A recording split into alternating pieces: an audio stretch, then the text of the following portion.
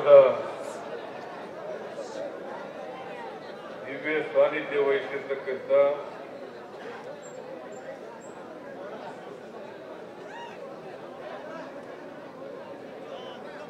ಇಂತಿಣಿ ಮಠದ ಹಾಗೂ ಕಾಗಿನೆಲೆ ಗುರುಪೀಠದ ಸ್ವಾಮೀಜಿಗಳಾದಂಥ ಪೂಜ್ಯ ಸಿದ್ದರಾಮಾನಂದಪುರಿ ಸ್ವಾಮೀಜಿಯವರಿಗೆ ನಮಸ್ಕರಿಸಿ, ಪೂಜ್ಯ ಶಾಂತ ಭೀಷ್ಮ ಚೌಡಯ್ಯ ಮಹಾಸ್ವಾಮಿಗಳಿಗೆ ನಮಸ್ಕರಿಸಿ, ನಾಗಪ್ಪ ಅಜ್ಜ ಉರ್ಮಿ ಕಾರ್ಣಿಕದ ಮಹಾಸ್ವಾಮಿಗಳಿಗೆ ದೇವರಗುಡ್ಡ ಅವರಿಗೆ ನಮಸ್ಕರಿಸಿ, ಈ ಸಮಾರಂಭದಲ್ಲಿ ಮುಖ್ಯ ಅತಿಥಿಗಳಾಗಿ ಭಾಗವಹಿಸಿರ್ತಕ್ಕಂಥ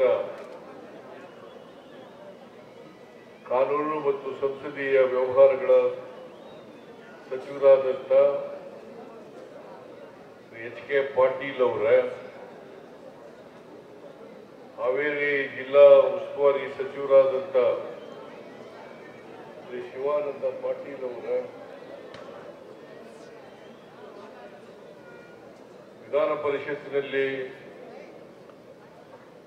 ಸರ್ಕಾರದ ಮುಖ್ಯ ಸಚೇತಕರಾದಂಥ ಶ್ರೀ ಸಲೀಂ ಅಹಮದ್ ಅವರ,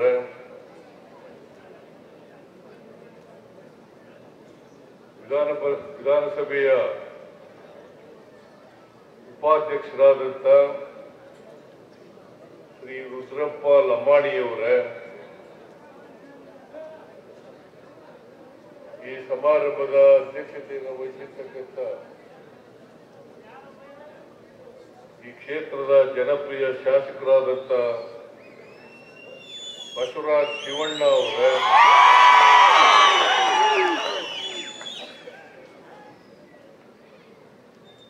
ಶಾಸಕರಾದಂಥ ಶ್ರೀನಿವಾಸ್ ಮಾನೆ ಅವರ, ಪ್ರಕಾಶ್ ಕೋಳಿವಾಡ್ ಅವರ, ಮಾಜಿ ಸಚಿವರಾದಂಥ ಆರ್ ಶಂಕರ್ ಅವರ, ಮಾಜಿ ಮೇಲ್ಮನೆಯ ಸದಸ್ಯರಾದಂಥ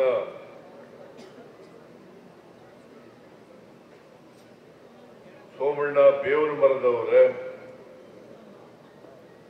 ಮಾಜಿ ಲೋಕಸಭಾ ಸದಸ್ಯರಾದಂಥ ಶ್ರೀ ಐ.ಜಿ. ಸನದಿಯವರ,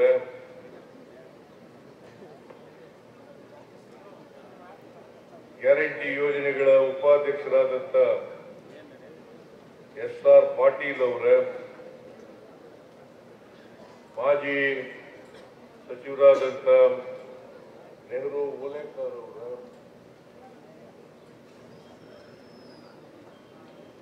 ಮಾಜಿ ಶಾಸಕರಾದಂಥ ಅಜ್ಜಂಪೀರ್ ಖಾದ್ರಿ ಅವರ, ನಮ್ಮ ಅಭ್ಯರ್ಥಿಯಾಗಿದ್ದಂಥ ಆನಂದ್ ಗಡ್ಡದೇವ್ರ ಮಠ ಅವರ, ಈ ಗ್ರಾಮ ಪಂಚಾಯಿತಿಯ ಅಧ್ಯಕ್ಷರ,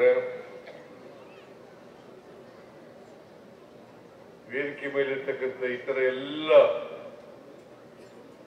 ಆಹ್ವಾನಿತ ಗಣ್ಯರ, ಇಲ್ಲಿ ನೆರೆದಿರ್ತಕ್ಕಂಥ ಎಲ್ಲ ಆತ್ಮೀಯ ಅಣ್ಣ ತಮ್ಮಂದಿರ, ಅಕ್ಕ ತಂಗಿಯರ, ಎಲ್ಲ ಯುವಕ ಮಿತ್ರರ, ಮಾಧ್ಯಮದ ಗೆಳೆಯರೇ,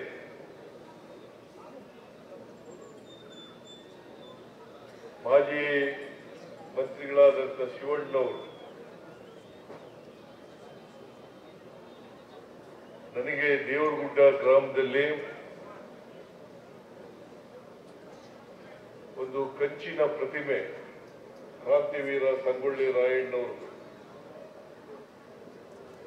ಅದರ ಉದ್ಘಾಟನೆ ಮಾಡಬೇಕು,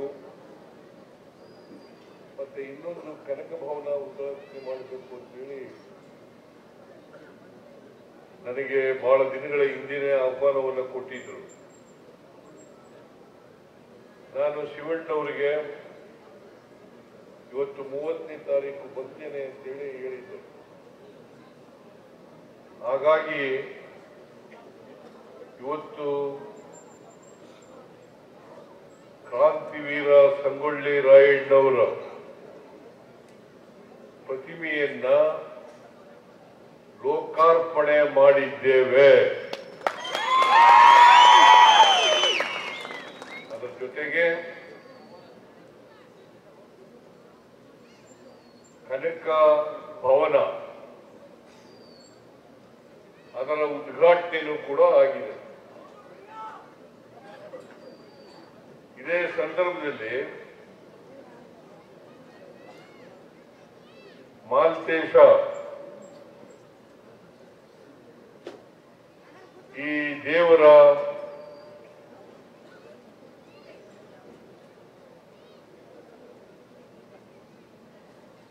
ದೇವಸ್ಥಾನಕ್ಕೆ ಹೋಗಿ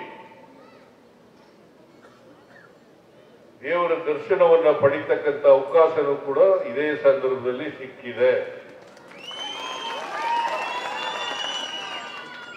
ಮಾಲ್ತೇಶ ನಿಮ್ಮೆಲ್ಲರಿಗೂ ಒಳ್ಳೇದು ಮಾಡಲಿ, ಇಡೀ ನಾಡಿಗೆ ಒಳ್ಳೇದು ಮಾಡಲಿ, ಮತ್ತೆ ನನಗೆ ಒಳ್ಳೇದು ಮಾಡಲಿ ಅಂತ ಹೇಳಿ ದೇವರಲ್ಲಿ ಅವೆಲ್ಲಕ್ಕಿಂತ ಮುಖ್ಯವಾಗಿ ನಿಮ್ಮೆಲ್ಲರ ಪ್ರೀತಿ, ಅಭಿಮಾನ, ಆಶೀರ್ವಾದ ಬಹಳ ದೊಡ್ಡದು ಅಂತೇಳಿ ಭಾವಿಸ್ಕೊಂಡಿದ್ದೆ. ಇಡೀ ಊರೇ ಹಬ್ಬದ ವಾತಾವರಣ ಕಾಣಿಸ್ತಾ ಇದೆ. ಇಡೀ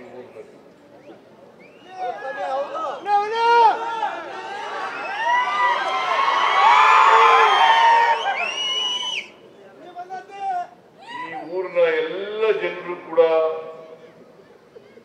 ಒಂದು ರೀತಿಯ ಹಬ್ಬವನ್ನ ಆಚರಣೆ ಮಾಡ್ತಾ ಇದ್ದೀವಿ. ನಾನು ಈ ಕಡೆಯಿಂದ ಮಾಲ್ತೇಶ ದೇವಸ್ಥಾನಕ್ಕೆ ಹೋಗಿ ಆ ಕಡೆಯಿಂದ ಮತ್ತೆ ಬರುವಾಗ ಎರಡೂ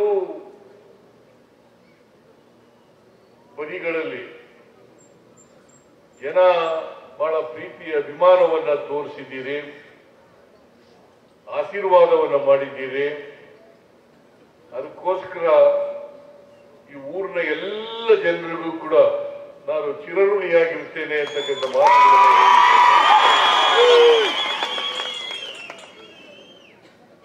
ರಾಜಕಾರಣದಲ್ಲಿ ಜನರ ಆಶೀರ್ವಾದ ಇದ್ರೂ ಮಾತ್ರ ನಾವು ಬದುಕಲಿಕ್ಕೆ ಸಾಧ್ಯ,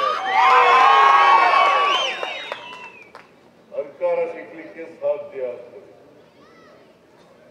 ಜನರ ಆಶೀರ್ವಾದ ಇಲ್ಲದೆ ಹೋದರೆ ಯಾರೂ ರಾಜಕಾರಣದಲ್ಲಿ ಬದುಕಲಿಕ್ಕೆ ಸಾಧ್ಯ ಇಲ್ಲ, ಯಾರೂ ಅಧಿಕಾರಕ್ಕೆ ಬರಲಿಕ್ಕೆ ಸಾಧ್ಯ ಇಲ್ಲ. ಇವತ್ತು ಕಳೆದ ವಿಧಾನಸಭಾ ಚುನಾವಣೆಯಲ್ಲಿ ಈ ರಾಜ್ಯದ ಜನರು ಆಶೀರ್ವಾದ ಮಾಡಿ 136 ಸ್ಥಾನಗಳನ್ನ ಗೆಲ್ಲಿಸಿಕೊಟ್ಟದ್ರಿಂದ ಇವತ್ತು ಅನೇಕ ಜನ ಇಲ್ಲಿ ಶಾಸಕರಾಗಿರ್ತಕ್ಕಂಥದ್ದು, ಮಂತ್ರಿಗಳಾಗಿರ್ತಕ್ಕಂಥದ್ದು, ನಾನು ಮುಖ್ಯಮಂತ್ರಿ ಆಗಿರ್ತಕ್ಕಂಥದ್ದು ನಿಮ್ಮೆಲ್ಲರ ಆಶೀರ್ವಾದದ ಕಾರಣಕ್ಕೋಸ್ಕರ ಅಂತಕ್ಕಂಥ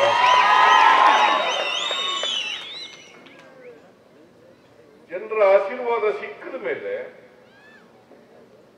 ಜನರಿಗೆ ಯಾವ ಕಾರಣಕ್ಕೂ ಕೂಡ ನಂಬಿಕೆ ದ್ರೋಹವನ್ನ, ವಿಶ್ವಾಸ ದ್ರೋಹವನ್ನ ಮಾಡಬಾರದು. ನಾವು ಜನರಿಗೆ ಏನು ಮಾತುಗಳನ್ನ ಕೊಟ್ಟಿರ್ತೀವಿ ಚುನಾವಣಾ ಪೂರ್ವದಲ್ಲಿ,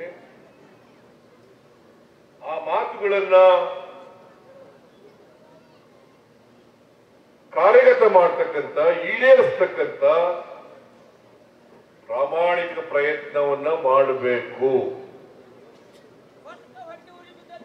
ನಾನು 2003ರಲ್ಲಿ ಮುಖ್ಯಮಂತ್ರಿ ಆದೆ. ಆಗ ಅನೇಕ ಭಾಗ್ಯಗಳನ್ನ ಜಾರಿ ಮಾಡತಕ್ಕಂಥ ಪ್ರಯತ್ನವನ್ನ ಮಾಡಿದ. ಅನ್ನಭಾಗ್ಯ, ಕ್ಷೀರಭಾಗ್ಯ, ಕೃಷಿ ಭಾಗ್ಯ,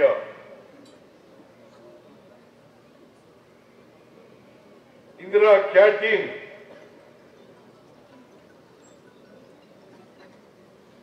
ಶಿವಭಾಗ್ಯ, ಶಾದಿ ಭಾಗ್ಯ, ಮೈತ್ರಿ, ಮನಸ್ವಿನಿ, ಹೀಗೆ ಬಡವರಿಗೆ ಅನೇಕ ಕಾರ್ಯಕ್ರಮಗಳನ್ನ, ರೈತರಿಗೆ ಅನೇಕ ಕಾರ್ಯಕ್ರಮಗಳನ್ನ ಕೊಟ್ಟ.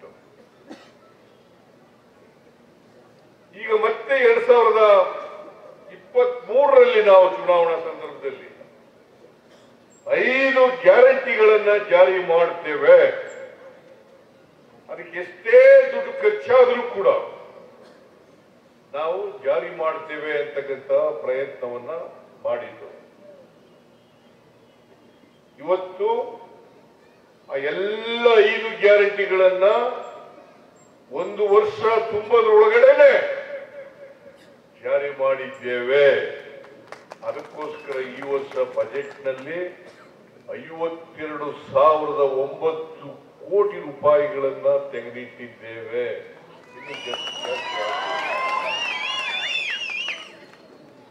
ನಮ್ಮ ಉದ್ದೇಶ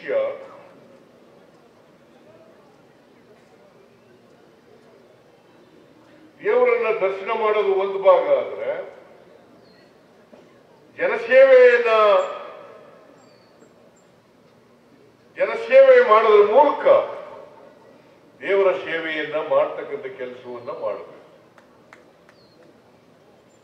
ಜನಸೇವೆಯೇ ಜನಾರ್ದನ ಸೇವೆ ಅಂತ ಕರಿತೀವಿ ನಾವು. ಈ ಸಮಾಜದಲ್ಲಿ ಜಾತಿ ವ್ಯವಸ್ಥೆಯ ಕಾರಣಕ್ಕೋಸ್ಕರ ಅಸಮಾನತೆ ನಿರ್ಮಾಣ ಆಗಿದೆ. ಬಡವರಿದ್ದಾರೆ, ಶ್ರೀಮಂತರಿದ್ದಾರೆ, ಮೇಲ್ಜಾತಿಯವರಿದ್ದಾರೆ, ಕೆಳಜಾತಿಯವರಿದ್ದಾರೆ. ಅದಕ್ಕೋಸ್ಕರ ಯಾವುದೇ ಜಾತಿಗೆ, ಧರ್ಮಕ್ಕೆ ಸೇರಿರ್ತಕ್ಕಂಥ ಬಡವರು, ಆ ಎಲ್ಲ ಬಡವರಿಗೂ ಕೂಡ ಆರ್ಥಿಕವಾಗಿ, ಸಾಮಾಜಿಕವಾಗಿ ಶಕ್ತಿಯನ್ನು ತುಂಬಬೇಕು. ಇದು ನಮ್ಮ ಉದ್ದೇಶ, ನಮ್ಮ ಸರ್ಕಾರದ ಉದ್ದೇಶ, ಮತ್ತೆ ನಾವು ಜನರಿಗೆ ಕೊಟ್ಟಿದ್ದಂತ ಮಾತುಗಳು. ಅಸಮಾನತೆಯನ್ನು ತೊಲಗಬೇಕು. ಇದು ಬಸವಾದಿ ಶರಣರು, ಅಂಬೇಡ್ಕರ್ ಅವರು, ಬುದ್ಧ ಎಲ್ಲರೂ ಕೂಡ ಹೇಳ್ತಾ ಬಂದಿದ್ದಾರೆ. ಸಮಾಜದಲ್ಲಿ ಸಮಾನತೆ ಬರಬೇಕು, ಎಲ್ಲರೂ ಮುಖ್ಯವಾಹಿನಿ ಬರಬೇಕು. ಭಾಷಣದಿಂದ ಮುಖ್ಯವಾಹಿನಿ ಬರಲಿಕ್ಕೆ ಸಾಧ್ಯ ಇಲ್ಲ. ಬರೀ ಮಾತುಗಳಿಂದ ಸಮಾನತೆ ತರಲಿಕ್ಕೆ ಸಾಧ್ಯ ಇಲ್ಲ. ಬಾಬಾ ಸಾಹೇಬ್ ಅಂಬೇಡ್ಕರ್ ಅವರು ಏನ್ ಹೇಳಿದ್ರು ಅಂತಂದ್ರೆ, ನಮಗೆ ಈ ದೇಶಕ್ಕೆ ಸ್ವಾತಂತ್ರ್ಯ ಬಂದಿದೆ, ರಾಜಕೀಯ ಸ್ವಾತಂತ್ರ್ಯ, ಪ್ರಜಾಪ್ರಭುತ್ವ ಸಿಕ್ಕಿದೆ. ಆದರೆ ಆರ್ಥಿಕ ಪ್ರಜಾಪ್ರಭುತ್ವ, ಸಾಮಾಜಿಕ ಪ್ರಜಾಪ್ರಭುತ್ವ ಸಮಾಜದಲ್ಲಿರ್ತಕ್ಕಂಥ ಎಲ್ಲರಿಗೂ ಸಿಕ್ಕಿದಾಗ ಮಾತ್ರ, ಎಲ್ಲರಿಗೂ ಸಮಾನ ಅವಕಾಶಗಳು ಸಿಕ್ಕಿದಾಗ ಮಾತ್ರ ರಾಜಕೀಯ ಸ್ವಾತಂತ್ರ್ಯ ಬಂದದಕ್ಕೆ ಸಾರ್ಥಕ ಆಗ್ತದೆ ಅಂತಕ್ಕಂಥ ಮಾತುಗಳನ್ನ ಬಾಬಾ ಸಾಹೇಬ್ ಅಂಬೇಡ್ಕರ್ ಅವರು ಹೇಳಿದ್ದಾರೆ. ಗಾಂಧೀಜಿಯವರು ಕೂಡ ಹೇಳಿದ್ದಾರೆ. ಗಾಂಧೀಜಿಯವರು ಹೇಳಿದ್ರು, ಅತ್ಯಂತ ಕಟ್ಟ ಕಡೆಯ ಮನುಷ್ಯ ಇದ್ದಾನಲ್ಲ, ಅವನಿಗೆ ಆರ್ಥಿಕ ಸಾಮಾಜಿಕ ಶಕ್ತಿ ಸಿಕ್ಕಬೇಕು, ಸರ್ವೋದಯ ಆಗಬೇಕು ಅಂತಕ್ಕಂಥ ಮಾತುಗಳನ್ನ ಹೇಳಿದ್ದಾರೆ. ಇದು ಗಾಂಧೀಜಿಯವರು ಹೇಳಿರ್ತಕ್ಕಂಥ ಮಾತುಗಳು. ಸರ್ವೋದಯ ಆಗಬೇಕು, ಕಟ್ಟ ಕಡೆಯ ಮನುಷ್ಯನಿಗೂ ನ್ಯಾಯ ಸಿಕ್ಕಬೇಕು, ಆರ್ಥಿಕ ಸಾಮಾಜಿಕ ಶಕ್ತಿ ಬರಬೇಕು. ಆಗ ಮಾತ್ರ ಸಮಾಜದಲ್ಲಿ ನಾವು ಸಮಾನತೆಯನ್ನು ತರಲಿಕ್ಕೆ ಸಾಧ್ಯ ಆಗ್ತದೆ. ಇದರಲ್ಲಿ ಬಲವಾದಂತ ನಂಬಿಕೆ ಇಟ್ಕೊಂಡಿರ್ತಕ್ಕಂಥವನು ಸಿದ್ದರಾಮಯ್ಯ ಮತ್ತು ಕಾಂಗ್ರೆಸ್ ಸರ್ಕಾರ ಅಂತ. ಅದಕ್ಕೆ ಹೊಟ್ಟೆ ಉರಿ.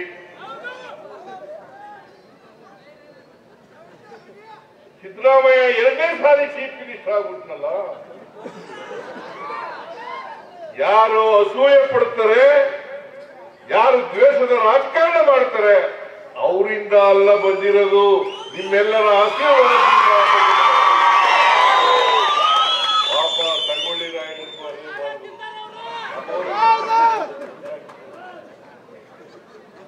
ಸಂಗೊಳ್ಳಿ ರಾಯಣ್ಣ ಹಿಡ್ಕೊಟ್ಟವ್ರು ಯಾರು? ನಮ್ಮವರೇ. ಈ ದೇಶ ದ್ರೋಹಿಗಳು ಎಲ್ಲಾ ಕಾಲದಲ್ಲಿ ಇರ್ತಾರೆ. ಏನಿಂದ ರಾಜಕಾರಣ ಮಾಡೋರು ಎಲ್ಲಾ ಕಾಲದಲ್ಲಿ ಇರ್ತಾರೆ. ದೇಶದ ರಾಜಕಾರಣ ಮಾಡೋರು ಎಲ್ಲಾ ಕಾಲದಲ್ಲಿ ಇರ್ತಾರೆ. ಒಬ್ಬ ಹಿಂದುಳಿದ ಜಾತಿಗೆ ಸೇರಿದಂತ ಸಿದ್ದರಾಮಯ್ಯ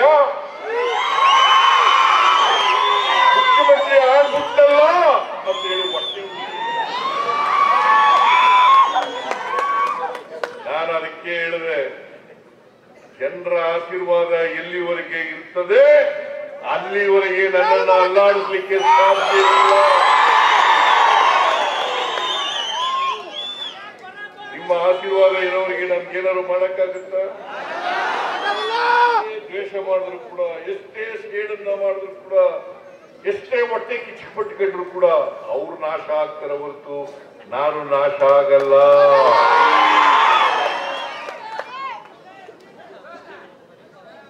ನಾನು ಹೆಚ್ಚು ರಾಜಕಾರಣ ಮಾಡಕ್ ಹೋಗಲ್ಲ. ಈಗ ನಾವು 5 ಗ್ಯಾರಂಟಿಗಳನ್ನ ಜಾರಿ ಮಾಡಿದ್ದೀವೋ ಇಲ್ಲ? ಪ್ರತಿ ತಿಂಗಳು 4,000-5,000 ರೂಪಾಯಿ ಬಡವರಿಗೆ ಇವತ್ತು ಸಿಗ್ತಾ ಇದೆ. 4 ಕೋಟಿ ಜನರಿಗೆ 4 ಕೋಟಿ ಜನರಿಗೆ 4,000-5,000 ರೂಪಾಯಿ. ಹೌದಲ್ಲ? ಏನಪ್ಪ ಓದಿದ್ದಾರೆ? ಎಲ್ಲ ಮಹಿಳೆಯರು ಫ್ರೀಯಾಗಿ ಬಸ್ನಲ್ಲಿ ಓಡಾಡಬಹುದು. ಕರ್ನಾಟಕದಲ್ಲಿರ್ತಕ್ಕಂಥ 7 ಕೋಟಿ ಕನ್ನಡಿಗರಲ್ಲಿ 3.5 ಕೋಟಿ ಮಹಿಳೆಯರು ಫ್ರೀಯಾಗಿ ಸರ್ಕಾರಿ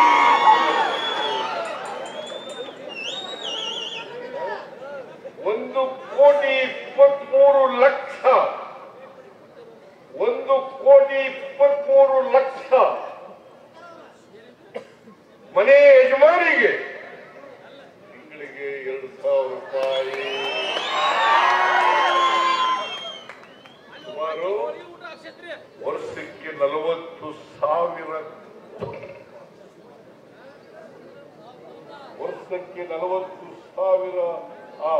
30,000 ಕೋಟಿ ರೂಪಾಯಿ. ಯಾವ್ದಾದ್ರು ಮಾಡಿದ್ರ ನಮ್ಮ ತಾಯಿ?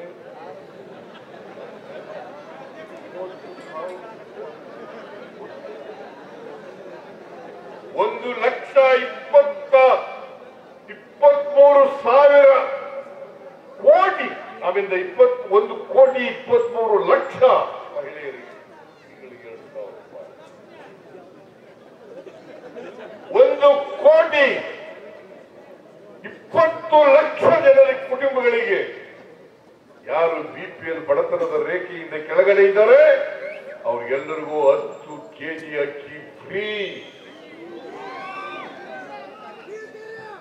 200 ಯೂನಿಟ್ ವರೆಗೆ ಫ್ರೀ ಕರೆಂಟ್. 200 ಯೂನಿಟ್ ವರೆಗೆ ಫ್ರೀ ಕರೆಂಟ್. ಯಾರು ನಿರುದ್ಯೋಗಿ ಗ್ರಾಜ್ಯುಯೇಟ್ಸ್ಗಳಿದ್ದಾರೆ, ಯಾರು ಡಿಪ್ಲೊಮಾ ಹೋಲ್ಡರ್ಸ್ ನಿರುದ್ಯೋಗಿಗಳಿದ್ದಾರೆ, ಅವ್ರಿಗೆ 2 ವರ್ಷದವರೆಗೆ ಗ್ರಾಜ್ಯುಯೇಟ್ಗಳಿಗೆ 3,000 ರೂಪಾಯಿ ತಿಂಗಳಿಗೆ, ಡಿಪ್ಲೊಮಾ ಹೋಲ್ಡರ್ಸ್ಗೆ 1,500 ರೂಪಾಯಿ. ಇದು 2 ವರ್ಷದವರೆಗೆ ಕೊಡ್ತಕ್ಕಂಥ ಕಾರ್ಯಕ್ರಮವನ್ನು ಮಾಡಿದ್ದೀವಿ. ಇವರೆಲ್ಲರೂ ಕೂಡ ಬಡವರು, ಶ್ರೀಮಂತರಲ್ಲ. ಈ ಬಡವರಿಗೆ ಆರ್ಥಿಕವಾಗಿ ಸಾಮಾಜಿಕವಾಗಿ ಶಕ್ತಿ ತುಂಬುತ್ತಾ ಇದ್ದಾನಲ್ಲ ಸಿದ್ದರಾಮಯ್ಯ ಅಂತೇಳಿ ಹೊಟ್ಟೆ ಉರಿ.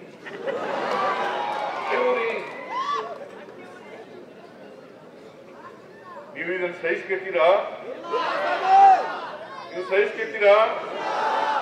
ಯಾಕಂದ್ರೆ ಈ 5 ಗ್ಯಾರಂಟಿ ಯೋಜನೆಗಳನ್ನ ಜಾರಿ ಮಾಡಬಾರದು ಅಂತೇಳಿ ಬಹಳ ಜನ ನಮ್ಮ ರಾಜಕೀಯ ವೈರಿಗಳು ಇದನ್ನ ವಿರೋಧ ಮಾಡಿದ್ರು. ಆದ್ರೂ ಕೂಡ ಅವರ ವೈರತ್ವವನ್ನು ಲೆಕ್ಕಿಸದೆ ಈ ಸಿದ್ದರಾಮಯ್ಯ ಜಾರಿ ಮಾಡಿದ್ರು ಅನ್ನೋ ಕಾರಣಕ್ಕೋಸ್ಕರ ಅವರೆಲ್ಲರೂ ಕೂಡ ಹೊಟ್ಟೆ ಇಚ್ಚಿಕೊತಾ ಇದ್ದಾರೆ. ಹೊಟ್ಟೆ ಇಡ್ತಾ ಇದ್ದಾರೆ. ನಾನು ಎಲ್ಲ ಯಾರ್ಯಾರು ಫಲಾನುಭವಿಗಳಿದ್ದಾರೆ ಅವರೆಲ್ಲರಲ್ಲಿ ಕೈ ಮುಗಿದು ಪ್ರಾರ್ಥನೆ ಮಾಡ್ತೇನೆ. ನಿಮ್ಮ ಆಶೀರ್ವಾದ ಹೀಗೇಗಿದೆ. ಚುನಾವಣೆಗಿಂತ ಪೂರ್ವದಲ್ಲಿ ಏನಿತ್ತು ಮುಂದೆನೂ ಕೂಡ ಅದೇ ರೀತಿ ಇರಲಿ. ನಾನು ಇವ್ರಿಗೆ ಯಾರಿಗೂ ಎದುರಲ್ಲ. ನಾನು ಎದುರ್ಕಿರ್ತಕ್ಕಂಥ ಜಾಯಮಾನ ಅಲ್ಲ, ಎದುರಲ್ಲ. ಇವತ್ತು ನಾನು ಸಂಗೊಳ್ಳಿ ರಾಯಣ್ಣ ಒಬ್ಬ ಕ್ರಾಂತಿವೀರ ಸಂಗೊಳ್ಳಿ ರಾಯಣ್ಣ ಅಂತ ಕರಿತೀವಿ. ಅವರು ಬಹಳ ಅಪ್ರತಿಮ ದೇಶ ಪ್ರೇಮಿ, ನಾಡ ಪ್ರೇಮಿ, ಸ್ವಾತಂತ್ರ್ಯ ಪ್ರೇಮಿ. ಯಾಕೆಂತಂದ್ರೆ ಕಿತ್ತೂರು ರಾಣಿ ಚೆನ್ನಮ್ಮನ ಆಸ್ಥಾನದಲ್ಲಿ ಸಂಗೊಳ್ಳಿನಲ್ಲಿ ಹುಟ್ಟಿದ್ದು ಸಂಗೊಳ್ಳಿ ರಾಯಣ್ಣ. ಆ ಸಂಗೊಳ್ಳಿ ರಾಯಣ್ಣ ಕಿತ್ತೂರು ಸಂಸ್ಥಾನದಲ್ಲಿ ಸೈನಿಕರಾಗಿದ್ರು. ಕಿತ್ತೂರು ರಾಣಿ ಚೆನ್ನಮ್ಮನವರಿಗೆ ಬಹಳ ನಂಬಿಕಸ್ಥ ಸೇನಾನಿ. ಅದಕ್ಕೆ ಕಿತ್ತೂರು ರಾಣಿ ಚೆನ್ನಮ್ಮನವರ ಬಲಗೈ ಬಂಟ. ಸಂಗೊಳ್ಳಿ ರಾಯಣ್ಣವರನ್ನ ಕಿತ್ತೂರು ರಾಣಿ ಚೆನ್ನಮ್ಮನವರ ಬಲಗೈ ಬಂಟ. ಬ್ರಿಟಿಷ್ನವರ ವಿರುದ್ಧ ಮೊದಲನೇ ಯುದ್ಧದಲ್ಲಿ ಗೆಲುವಾಗುತ್ತೆ ಚೆನ್ನಮ್ಮನವರಿಗೆ, ಎರಡನೇ ಯುದ್ಧದಲ್ಲಿ ಸೋಲಾಗುತ್ತೆ. ಎರಡೂ ಯುದ್ಧಗಳಲ್ಲಿ ಸಂಗೊಳ್ಳಿ ರಾಯಣ್ಣ ತನ್ನ ಪರಾಕ್ರಮವನ್ನು ಪ್ರದರ್ಶನ ಮಾಡ್ತಾರೆ. ಒಬ್ಬ ಪರಾಕ್ರಮಿ ಸಂಗೊಳ್ಳಿ ರಾಯಣ್ಣ. ಆದರೆ ಕಿತ್ತೂರು ರಾಣಿ ಚೆನ್ನಮ್ಮ ಎರಡನೇ ಯುದ್ಧದಲ್ಲಿ ಸೆರೆಯಾಗ್ಬಿಡ್ತಾರೆ. ಸಂಗೊಳ್ಳಿ ರಾಯಣ್ಣ ಸೆರೆಯಾಗಲ್ಲ, ತಪ್ಪಿಸ್ಕೊತಾರೆ. ತಪ್ಪಿಸ್ಕೊಂಡು ಕಾಡು ಮೇಡುಗಳಲ್ಲಿ ಅಲದು ತನ್ನದೇ ಆದಂತ ಸ್ವಂತ ಸೈನ್ಯವನ್ನ ಕಟ್ತಾರೆ. ಸಂಗೊಳ್ಳಿ ರಾಯಣ್ಣ ಬ್ರಿಟಿಷ್ನವರಿಗೆ ಸಿಂಹ ಸ್ವಪ್ನವಾಗಿರ್ತಾರೆ. ಬ್ರಿಟಿಷ್ನವರಿಗೆ ಚೆಳ್ಳೆ ಹಣ್ಣನ್ನು ತಿನ್ನಿಸ್ತಕ್ಕಂಥ ಕೆಲಸವನ್ನು ಮಾಡ್ತಾರೆ. ಬ್ರಿಟಿಷ್ನವರ ಮೇಲೆ ಗೆರಿಲ್ಲಾ ಯುದ್ಧಗಳನ್ನ ಘೋಷಣೆ ಮಾಡಿ ಬ್ರಿಟಿಷ್ನವರ ನಿದ್ದೆಗೆಡಿಸ್ತಕ್ಕಂಥ ಕೆಲಸವನ್ನ ಮಾಡ್ತಾರೆ. ಬ್ರಿಟಿಷ್ನವರು ಎಷ್ಟೇ ಬಲಿಷ್ಠವಾಗಿದ್ರು ಕೂಡ ಸಂಗೊಳ್ಳಿ ರಾಯಣ್ಣನನ್ನ ಹಿಡಿಯಲಿಕ್ಕೆ ಸಾಧ್ಯ ಆಗಲ್ಲ. ನಮ್ಮವರೇ ಆ ಕೆರೆಗೆ ಯಾವಾಗ ಬರ್ತಾರೆ ಅಂತ ಹೇಳಿ, ಸ್ನಾನ ಮಾಡಕ್ಕೆ ಎಷ್ಟೊತ್ತಿಗೆ ಬರ್ತಾರೆ ಅಂತ ಹೇಳಿ ನಮ್ಮವರೇ ಇಳಿಸ್ಬಿಡ್ತಾರೆ. ಅದಕ್ಕೋಸ್ಕರ ಸಂಗೊಳ್ಳಿ ರಾಯಣ್ಣ ಈ ದೇಶಕ್ಕೋಸ್ಕರ ಪ್ರಾಣ ತೆತ್ತರು. ದೇಶಕ್ಕೋಸ್ಕರ ಪ್ರಾಣ ತೆತ್ತರು. ಬ್ರಿಟಿಷ್ನವರು ಹಿಡಿದು ಸಂಗೊಳ್ಳಿ ರಾಯಣ್ಣನ ನೇಣಾಕ್ತಾರೆ. ನಂದಿಗಡ ನೇಣಾಕ್ತಂತ ಜಾಗ ಬೆಳಗಾಂ ಜಿಲ್ಲೆ ರಾಮದುರ್ಗ ತಾಲೂಕು. ಸಂಗೊಳ್ಳಿ ಇರೋದು ಸವದತ್ತಿನಲ್ಲಿ, ಕಿತ್ತೂರ ಸಂಸ್ಥಾನ ಇರ್ತಕ್ಕಂಥದ್ದು ಕಿತ್ತೂರಿನಲ್ಲಿ. ನಾನು ಇವೆಲ್ಲ ಅಭಿವೃದ್ಧಿಪಡಿಸಲಿಕ್ಕೋಸ್ಕರ ಸಂಗೊಳ್ಳಿ ರಾಯಣ್ಣವರ ಹೆಸರಿನಲ್ಲಿ ಒಂದು ಸೈನಿಕ ಶಾಲೆಯನ್ನ ಅಲ್ಲಿ ಸಂಗೊಳ್ಳಿನಲ್ಲಿ ಮಾಡಿದ್ದೇನೆ. ಒಂದು ಮ್ಯೂಸಿಯಂ ಅನ್ನ ಮಾಡಿದ್ದೇವೆ. ಇಡೀ ಸಂಗೊಳ್ಳಿ ರಾಯಣ್ಣನ ಜೀವನ ಎಲ್ರಿಗೂ ಗೊತ್ತಾಗಬೇಕು ಅಂತ ಹೇಳಿ ಇಡೀ ಜೀವನವನ್ನ ಇವತ್ತು ಎಲ್ರಿಗೂ ತಿಳಿಸ್ತಕ್ಕಂಥ ಕೆಲಸವನ್ನ ಮಾಡಿದ್ದೀವಿ. ಇದಕ್ಕೋಸ್ಕರ 272 ಕೋಟಿ ರೂಪಾಯಿಗಳನ್ನ ಸರ್ಕಾರದಿಂದ ನಾನು ಹಿಂದೆ ಮುಖ್ಯಮಂತ್ರಿ ಆಗಿದ್ದಾಗ 100 ಎಕರೆ ಜಮೀನನ್ನ ಕೊಟ್ಟು ಸಂಗೊಳ್ಳಿನಲ್ಲಿ ಸರ್ಕಾರಿ ಜಮೀನನ್ನು ಕೊಟ್ಟು ಇವತ್ತು ಸೈನಿಕ ಶಾಲೆಯನ್ನ ಮಾಡಿರ್ತಕ್ಕಂಥದ್ದು. ಕಾರಣ ಯಾಕಪ್ಪ ಅಂತಂದ್ರೆ ನೀವೆಲ್ಲ ಸಂಗೊಳ್ಳಿ ರಾಯಣ್ಣನ ಪ್ರತಿಮೆ ಮಾಡ್ಕೊಂಡಿದ್ದೀರಲ್ಲ, ಈ ದೇಶ ಪ್ರೀತಿಸ್ತಕ್ಕಂಥವ್ರು, ದೇಶ ಪ್ರೇಮಿಗಳು, ಸ್ವಾತಂತ್ರ್ಯ ಪ್ರೇಮಿಗಳು ಈ ದೇಶದಲ್ಲಿ ಸಂಗೊಳ್ಳಿ ರಾಯಣ್ಣನಿಂದ ಪ್ರೇರಣೆಯನ್ನ ಪಡಿಬೇಕು ಅನ್ನೋ ಕಾರಣಕ್ಕೋಸ್ಕರವಾಗಿ ಸೈನಿಕ ಶಾಲೆಯನ್ನ ಮಾಡಿರ್ತಕ್ಕಂಥದ್ದು. ಗೊತ್ತಾಯ್ತಾ? ಹೋಗಿದ್ರೆ ಯಾರು ಕೈ ಎತ್ತಿ ನೋಡೋಣ, ಯಾರ್ಯಾರು ಹೋಗಿದ್ರಿ ನೋಡೋಣ. ಅಲ್ಲಿಗೆ ಬಹಳ ಕಡಿಮೆ ಜನ ಹೋಗಿದ್ದೀರಿ. ಹೋಗ್ಬೇಕು, ನೀವೆಲ್ಲ ಹೋಗ್ಬೇಕು, ನೋಡ್ಬೇಕು.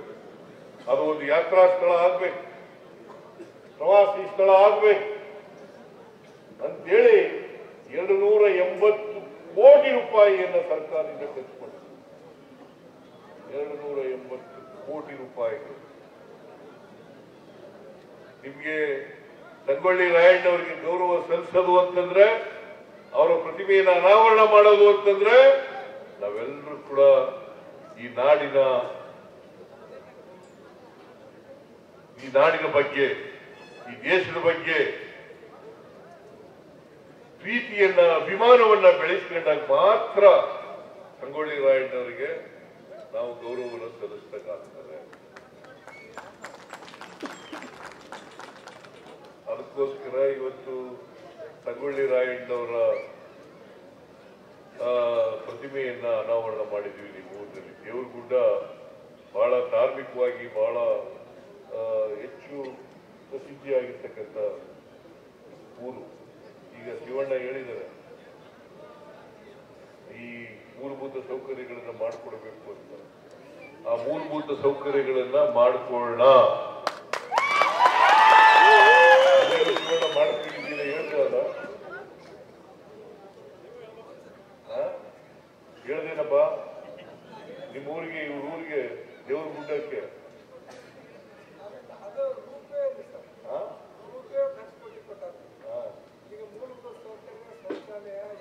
ಅದೆಲ್ಲ ಮಾಡ್ಕೊಂಡ ರೆಡಿ.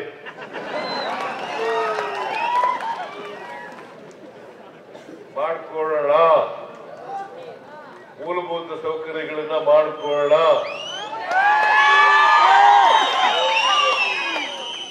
ಇದು ಒಂದು ಪ್ರವಾಸೋದ್ಯಮ ಕೇಂದ್ರವನ್ನಾಗಿ ಬೆಳೆಸಲಿಕ್ಕೆ ಎಲ್ಲ ಪ್ರಯತ್ನವನ್ನು ಕೂಡ ಮಾಡೋಣ.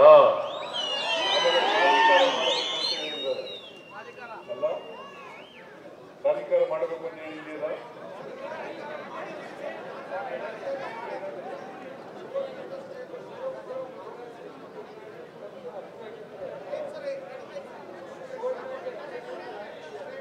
ವೆಕೇಟ್ ಮಾಡ್ಕೊಳ್ಳೋಣ. ಕೋರ್ಟ್ನಲ್ಲಿದ್ರೆ ಸ್ಟೇ ಇದ್ರೆ ಅದನ್ನು ವೆಕೇಟ್ ಮಾಡಿಸ್ತಕ್ಕಂಥ ಕೆಲಸವನ್ನ ಮಾಡಿಸ್ತೇವೆ.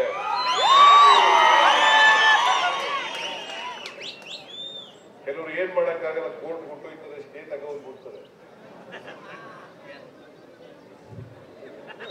ನಿಮ್ ರೀತಿ ಅವ್ರಿಗೆಲ್ಲ ನಂಬಿಕೆಗಳಿದ್ದಾವೋ ಇಲ್ಲೋ ಗೊತ್ತಿಲ್ಲ ನನಗೆ. ಮನುಷ್ಯನಿಗೆ ಈ ದೇವ್ರ ಮೇಲೆ ಪ್ರೀತಿ ಇದೆಯಲ್ಲ, ಗೌರವ ಇದೆಯಲ್ಲ, ಭಕ್ತಿ ಇದೆಯಲ್ಲ, ಅದು ಇರ್ಬೇಕು. ಆ ನಂಬಿಕೆ ಎಲ್ಲ ಇರ್ಬೇಕು ಮನುಷ್ಯನಿಗೆ. ಆದ್ರೆ ನಾವು ದೇವರನ್ನ ಎಷ್ಟು ಪ್ರೀತಿಸ್ತೀವಿ, ಗೌರವಿಸ್ತೀವಿ, ಅಷ್ಟೇ ಪ್ರೀತಿಯಿಂದ ನಮ್ಮ ಸಮಾಜದಲ್ಲಿ ಇರ್ತಕ್ಕಂಥ ಎಲ್ಲರನ್ನು ಕೂಡ ಪ್ರೀತಿಸ್ತಕ್ಕಂಥ ಮನೋಪ್ರವೃತ್ತಿಯನ್ನ ಬೆಳೆಸ್ತಕ್ಕಂಥದ್ದಾಗಿ ನಾವೆಲ್ಲರೂ ಬೆಳೆಸ್ತೀವಿ. ನಾವೆಲ್ಲ ಮನುಷ್ಯ ಒಂದೇ ಜಾತಿ. ನಾರಾಯಣಗುರು ಏನ್ ಹೇಳಿದ್ದಾರೆ? ಒಂದೇ ಜಾತಿ, ಒಂದೇ ದೇವರು, ಒಂದೇ ಮತ. ಒಂದೇ ಮತ, ಒಂದು ಜಾತಿ, ಒಂದು ದೇವರು ಅಲ್ವಾ? ಅದರಿಂದ ನಾವೆಲ್ಲ ಮನುಷ್ಯರು